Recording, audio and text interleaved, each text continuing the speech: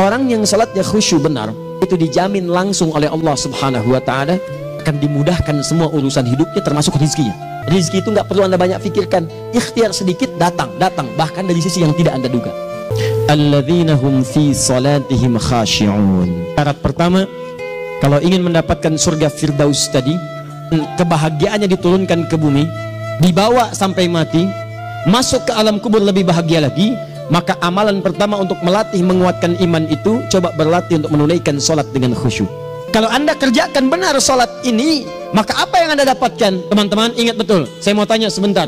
Keabadian yang abadi disebut dengan sa'id. Kalau kita ingin turunkan ke dunia percikannya, kita dapatkan usahanya disebut dengan apa? Masih ingat? Aflah itu kalau didapatkan, kata dasarnya apa tadi? Falahun. Lihat baik-baik. Kata Allah dalam Al-Quran tadi, kalau ingin mendapatkan falahun, amalan pertama sholat.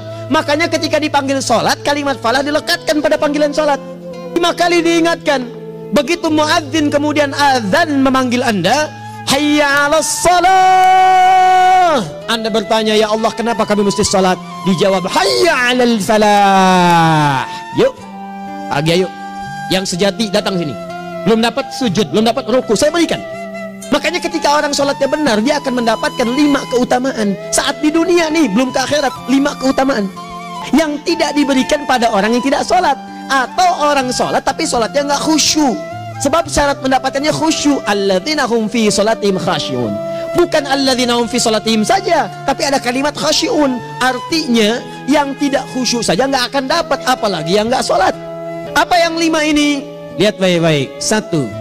Orang yang sholatnya benar, pertama kali sebelum mendapatkan kebahagiaan hakiki dari Allah Subhanahu wa ta'ala, akan dirubah dulu perilaku hidupnya menjadi perilaku yang lebih baik. Kalau orang itu sholatnya benar, maka sholat itu akan melatih dia untuk berubah, bertransformasi jadi orang baik. Itu ada di Quran surah ke-29 ayat ke-45.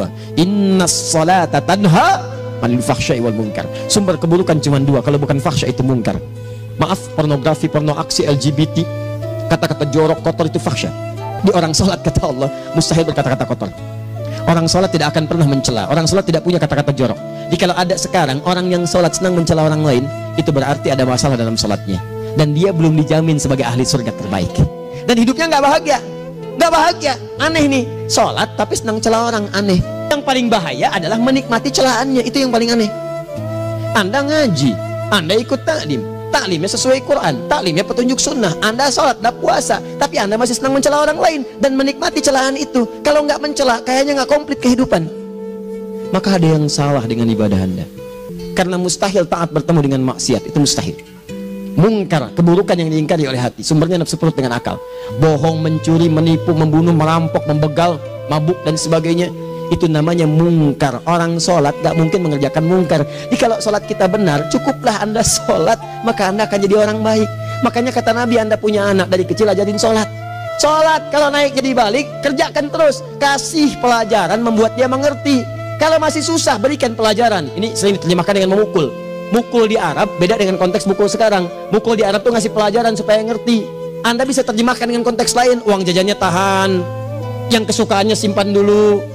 Bisa dengan konteks kekinian. Tapi poinnya, kenapa anak Anda dari kecil ajarin sholat, sampai kenalkan dengan masjid, ajari 3 tahun bawa ke masjid, kenalkan dengan masjid. Gak ada masalah lari-lari itu sebelum waktu sholat. Kenalkan dulu. Dulu orang-orang tuh begitu, sebelum waktunya dikenalkan jalan, begitu lari biarin dulu. Setelah itu diberi pengertian. Nah, ini bukan tempat berlari, yang berlari di sana nanti, yang di sini nanti akan ada orang-orang baik semuanya. Terus anda lihat berbaris, baris rapi. Kalau pengen baik, ikutan baris nanti. Terus nanti ada yang mimpin di depan, namanya imam. Imam itu siapa ya? Tetangga kita bukan yang Pak Imam, bukan. Nah, kalau tetangga kita namanya Imam S. Arifin. Kalau yang ini imam sholat namanya. Imam sholat itu nanti akan pimpin menyembah Allah. Allah siapa ya? Allah itulah yang memberikan ayah rizki. Allah itu yang memberikan ayah rizki sehingga bisa beli tobot buat kakak, beli robokar poli. Ini yang poli, ini yang embros, ini yang heli. Ini dulu kakak semuanya tuh yang kasih Allah. Nanti kalau kakak bagus bisa ikut rapi di sini, Allah akan senang, akan ditambah lagi oleh Allah. Oh begitu ya, datang begitu caranya. Nih 2. Orang kalau sholatnya benar, Allah akan berikan ketenangan dalam jiwanya. Tenang hati. Jangankan musibah kecil, musibah paling besar pun tenang aja dia. Tenang, dia paham rumusnya. Allahu Akbar. Turun Quran surah ke-13 ayat ke-28. Ala bidzikrillahi tatmainnul. Yakinkan pada dirimu zikir kepada Allah membuat hati tenang. Di antara turunan zikir amalannya adalah salat. Dari mana taunya? Quran surah ke-20 ayat ke-14. Innani anallahu la ilaha illa ana fa'budni wa aqimis salata lidzikri. Saya Allah, kata Allah ke Nabi Musa. Tidak ada Tuhan selain saya, sembah saya. Bagaimana menyembahmu ya Allah? Tunaikan salat sebagai zikir kepada saya. Zikir. Nah, maka kalau Anda sedang tidak tenang, ayo ke masjid. Banyak zikir itu, baca Quran zikir. Quran surah 15 ayat 9. Inna nahnu nazzalna dzikra. Kami turunkan Al-Quran sebagai zikir. Jadi kalau Anda sedang baca Al-Quran, Anda sedang berzikir. Berdoa, zikir. Quran surah ke-7 ayat 205. Wadhkur rabbaka fi nafsika tadarruan wa khifatan wa dunal jahri minal qaul. Ayo berzikir, minta kepada Allah dengan segenap jiwamu, mohon dengan penuh ketawaduan. Nanti ketenangan diberikan. Menyebut nama Allah, Asmaul Husna itu zikir. Sedang ada persoalan, ya Allah, ya Allah, ya Allah, ya Rahman, ya Rahim, ya Malik, ya Qudus, ya Allah, ya Allah, ya Allah, ya Allah. Zikir. Dalilnya Quran surah kedua ayat 152. Fadhkuruni adzkurkum. Sebut namaku, zikir. Aku pun akan mengingatmu. Gimana menyebutnya? Ditafsir di Quran surah 17. Ayat keberapa? 110. Qulid Allah awid Rahman ayyamma tad'u falahul asmaul husna. Sebut nama Allah. Itu menentamkan pada jiwa. Sedangkan sholat gabungan dari semua zikir tadi. Bukankah dalam sholat Anda baca Al-Quran? Bukankah dalam sholat Anda menghafal Al-Quran? Bukankah dalam sholat Anda berdoa? Bukankah dalam sholat Anda istighfar? Anda mohon digabungkan semua itu. Amalan sholat menggabungkan semua jenis zikir. Masa Anda nggak tenang juga? Makanya sholat, jangankan sholat ya, tempat sholat itu yang menenangkan. Tempat sholat, tempat paling tenang di muka bumi. Silahkan cek, kalau cari ketenangan datang ke masjid. Masuk, wudhu masuk, sholat 2 rakaat, tenang. Dekat kipas angin, saking tenangnya, plak, ngantuk tidur. Beneran. Itu gambarannya, tiga. Orang yang sholatnya khusyuk benar, itu dijamin langsung oleh Allah Subhanahu wa Ta'ala akan dimudahkan semua urusan hidupnya, termasuk rezekinya. Anda kalau benar sholatnya, itu langsung dijanjikan oleh Allah. Rezeki itu nggak perlu Anda banyak pikirkan. Ikhtiar sedikit datang, bahkan dari sisi yang tidak Anda duga. Apa dalilnya? Quran surah ke-65 ayat 2 dan 3. Ditafsir di Al-Baqarah ayat 2 dan 3. Wa may yattaqillaha yaj'al lahu makhraja. Ada orang yang meningkatkan takwanya kepada Allah, kami mudahkan urusan hidupnya.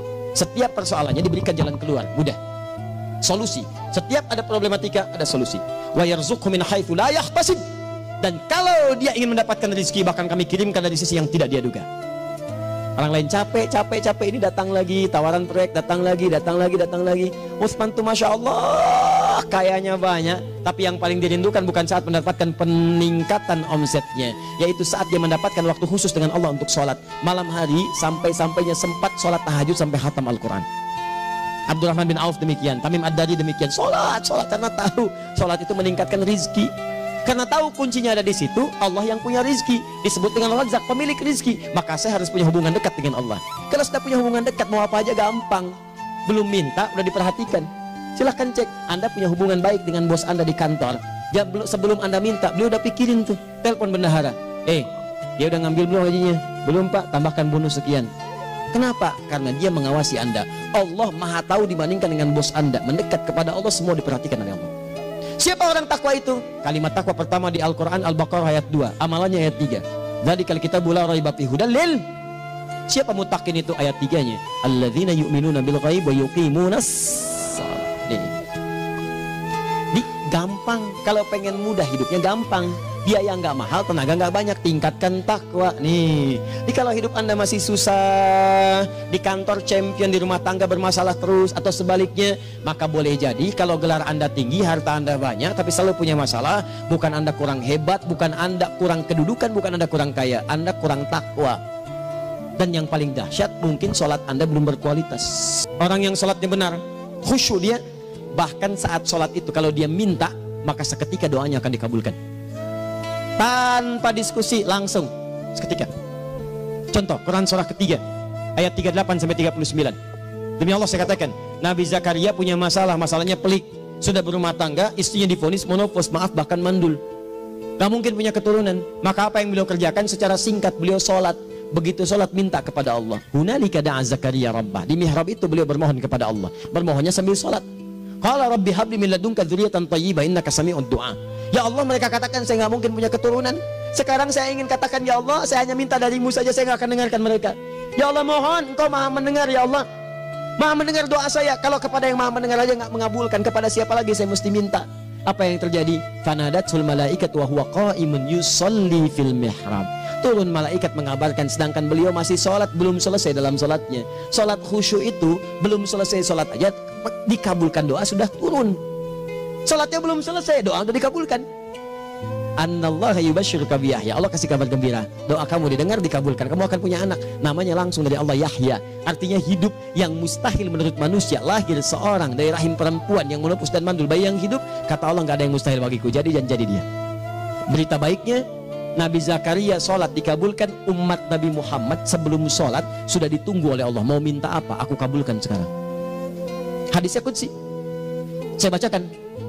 Hadatsana qala Rasulullah sallallahu alaihi wasallam, qala Allah azza wa jalla, qasamtu shalah baini wa baina abdi. Kata Allah, saya bagi dua ya salat antara aku dengan hambaku. Wali abdi ma sa'ala. Kalau hambaku benar salatnya, aku berikan apapun yang dia minta sekarang. Idza qala al-abdu alhamdulillahi rabbil alamin.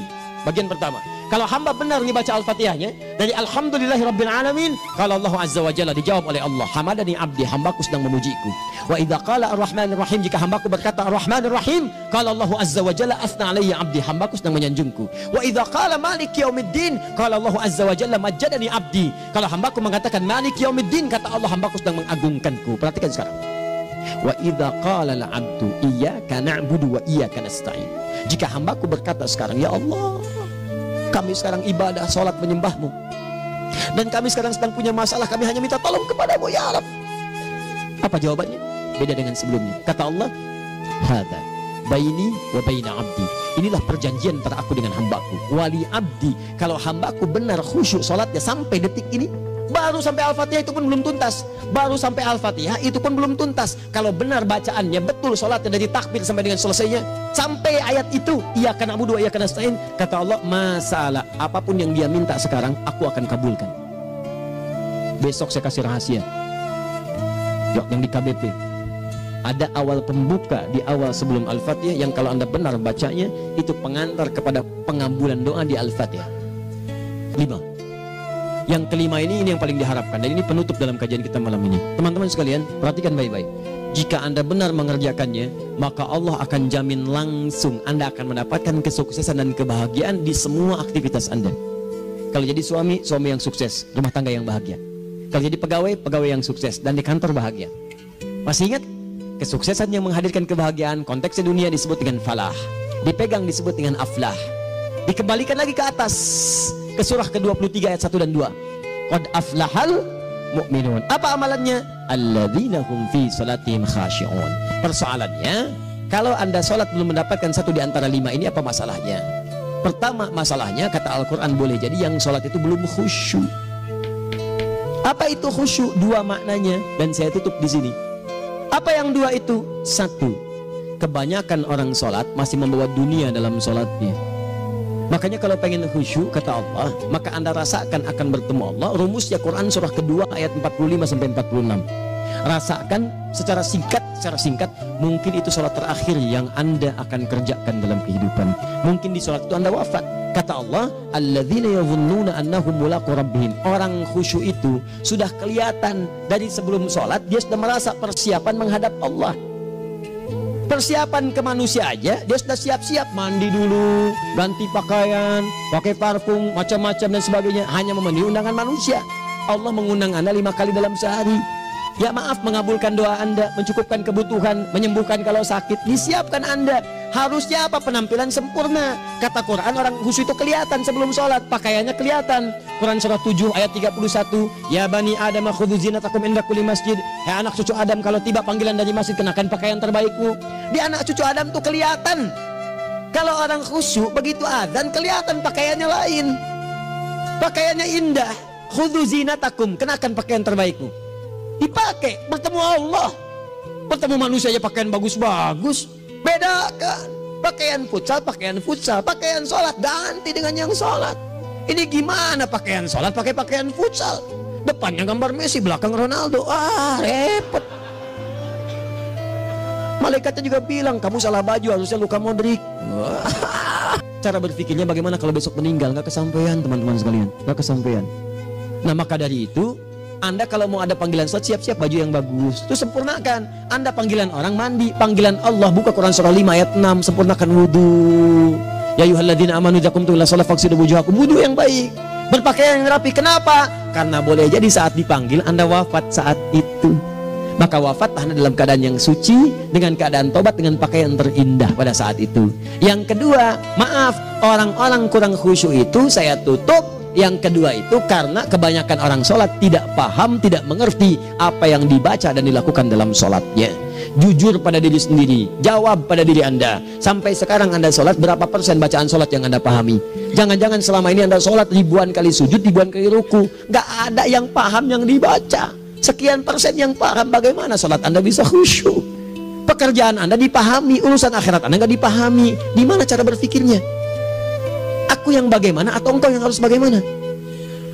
Ya, coba berubah. Nah ini baru satu amalan, belum yang lainnya. Ada 5 amalan lagi yang kalau kita bisa turunkan itu, selain sholat yang khusyuk, maka jaminan tadi akan datang. Baru sholat khusyuk aja 5 datang, apalagi ditambah dengan 5 amalan lainnya lagi. Demi Allah saya katakan, dunia kecil sekali, gak ada nilainya. Akhirat aja enak. Dan cara berpikirnya kalau sudah pakai iman, semua nikmat. Ada uang nikmat, nggak ada uang nikmat, sakit nikmat, karena cara berpikirnya lain. Nanti kita bertemu lagi, saya terangkan pada Anda, dan saya contohkan satu kisah. Bahkan ketika ada orang yang diuji Allah dengan ujian yang sangat luar biasa, yang menurut sementara orang itu ujian sangat luar biasa menggetarkan jiwanya dan susah untuk bertahan, tapi orang ini nikmat saja menjalaninya. Nikmat. Ada yang di rumah tangga, ada yang di macam-macam, contohnya banyak. Satu contoh saya berikan di Malaysia, suami istri, wah luar biasa. Istrinya itu cerewetnya Pak, bukan cuma cerewet, ngeselin bagi suaminya. Maaf Bu ya, bukan ibu maksudnya. Jadi semua yang dikerjakan suami salah. Pengen mangga, ayah, kalau kita sekarang dibeli mangga, kenapa mangga yang ini? Saya pengennya mangga yang lain. Belikan mangga, kenapa beli mangga aja? Jeruknya mana? Jeruk, semua. Pokoknya semua yang kerjakan suami salah. Tapi suami tidak pernah mengeluh. Ini kerjakan, itu kerjakan. Satu kali, perhatikan cara memandangnya. Ketika iman sudah masuk ke dalam jiwa, kata temannya, akhi, istri kamu ini begini nyusahin kamu, kenapa kamu nggak cari yang lain? Kan gampang, ada syariat, udah pisahin aja, cari yang lain, kamu tenang ibadah. Apa jawabannya? Hei, Allah sudah turunkan surga ke saya lewat dia, kenapa kamu meminta saya untuk menjauhinya dan meninggalkan surga saya? Bicara melihat dia, bukankah ketika ada berbagai keluhan saya sabar? Bukankah sabar mendekatkan saya ke surga? Allah kirimkan tipikal istri seperti ini supaya mendekatkan saya ke surga.